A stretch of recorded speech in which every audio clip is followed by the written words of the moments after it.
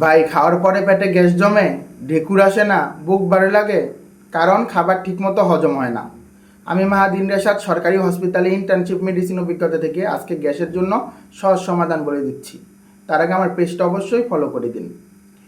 পুদিনা পাতা প্লাস জিরা চা গ্যাসের জন্য অনেক উপকারী। 1 গ্লাস গরম পানিতে 10টা পুদিনা পাতা, আধা চামচ জিরা মিক্স করে 3 মিনিট ঢেকে রাখুন। এরপর ঢাকনা খুলে ছেঁকে খাবার 15 মিনিট পর খেয়ে নিন।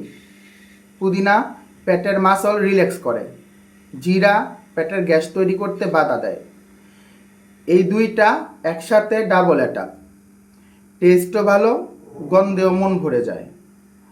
যার বাবা মার গ্যাসের সমস্যা আছে বা যাদের গ্যাসের সমস্যা ট্যাবলেট খেতে হচ্ছে, তারা ভিডিওটা সেভ করে রাখুন এবং তাদের কাছে শেয়ার করে দিন।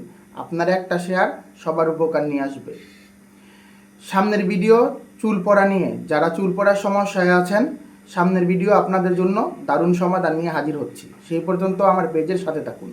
ধন্যবাদ।